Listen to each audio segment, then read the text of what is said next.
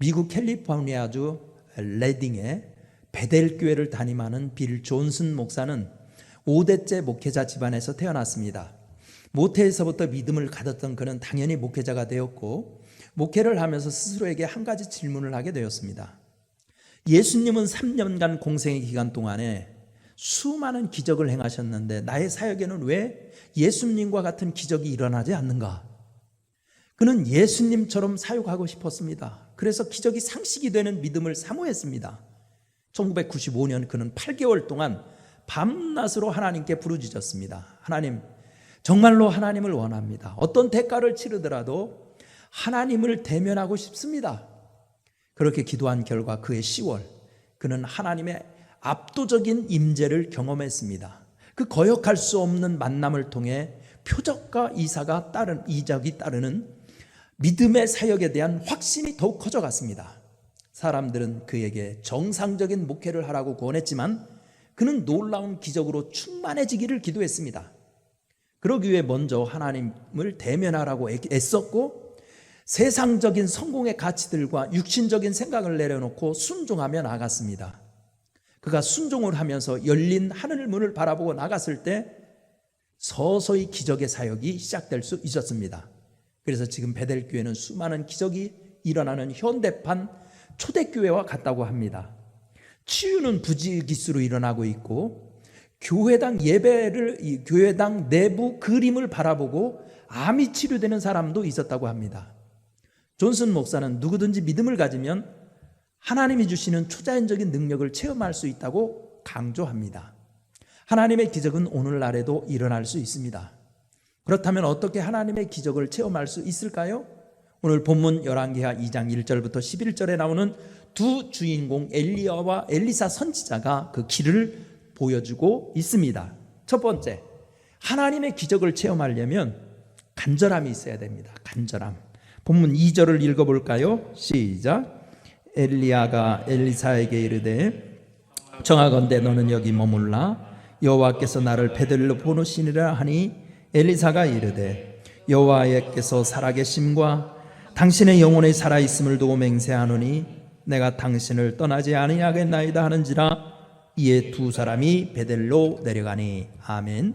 오늘 본문의 배경은 기원전 848년경 한 시대를 풍미했던 구약 최고의 능력의 선지자 엘리야가 이 땅의 삶을 정리하기 위해 하나님의 지시를 따라 여행을 떠날 때입니다.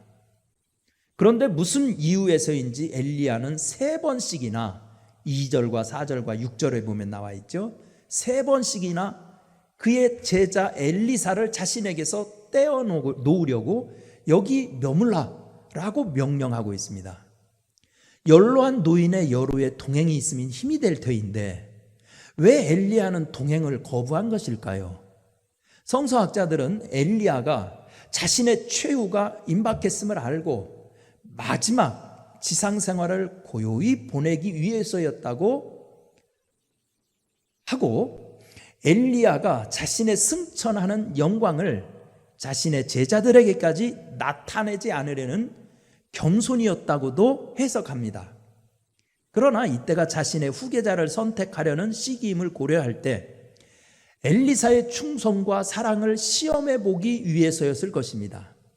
왜냐하면 시대를 일깨우는 선지자들의 삶이란 남들이 보기에 화려한 능력으로만 되는 것이 아니라 하나님만을 간절히 열망하고 의지하는 믿음이 있어야 되기 때문입니다.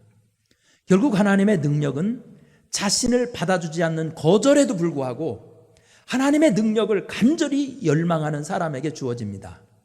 그래서 성경은 나를 사랑하는 자들이 나의 사랑을 입으며 나를 간절히 찾는 자가 나를 만날 것이라고 한 것입니다. 목마른 자가 물맛을 알듯이 하나님의 은혜를 갈망하는 자가 기적을 체험할 수 있습니다. 두 번째, 우리도 기적의 주인공이 되려면 믿음을 키워야 합니다. 8절 말씀을 같이 읽어봅니다. 시작. 엘리야가 겉옷을 가지고 말아 물을 치매 물이 이리저리 갈라지고 두 사람이 마른 땅 위로 건너더라. 아멘. 본문 8절을 보면 엘리야는 계속된 거부에도 불구하고 자신의 길을 따라온 엘리사에게 특이한 행동을 보여줍니다. 자신의 겉옷을 말아 요단 강문을 이리저리 쳐서 물이 갈라지게 한 겁니다. 엘리야의 이런 행동은 구약의 출애굽 시 홍해를 가른 모세의 기적과 가나안 땅에 들어가기 위해 여호수아가 요단강을 가른 사건을 상기시키기 위한 것이었습니다. 그의 제자 엘리야가 하나님의 능력과 이적을 보이는 선지자가 되려면 하나님은 이처럼 바닷물과 강물도 갈라놓을 수 있을 뿐만 아니라 드러난 땅도 마르게 하여 백성들의 불편함을 해소시키는 분이심을 믿게 하기 위함입니다. 그렇습니다. 기적은 하나님의 능력을 믿는 사람에게 임합니다. 그래서 예수님은 무리를 걷다가 풍랑을 보고 빠져가는 베드로를 보고 믿음이 적은 자여 왜 의심하였느냐고 질책하였고, 예수님의 육체의 부활을 믿지 못하고 의심한 도마에게는 믿음이 없는 자가 되지 말고 믿는 자가 되라고 명하신 것입니다.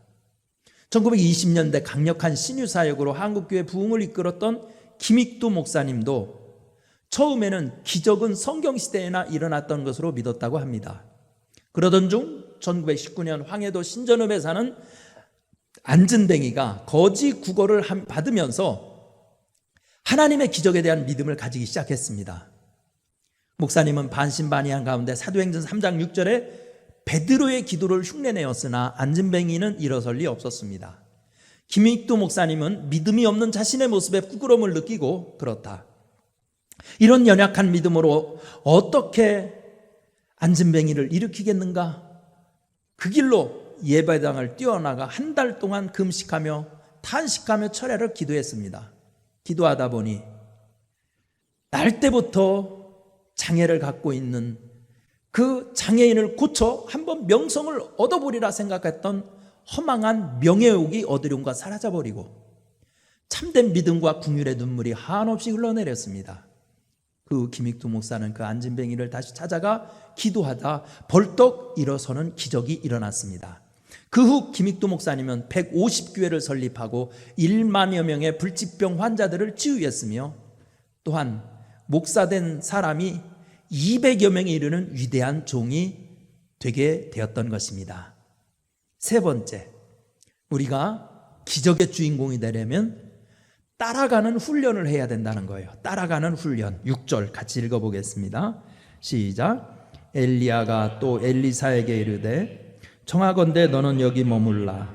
여호와께서 나를 요단강으로 보내시느니라 하니 그가 이르되 여호와께서 살아계심과 당신 영혼에 살아있음을 두고 맹세하노니 내가 당신을 떠나지 아니하겠나이다 하는지라.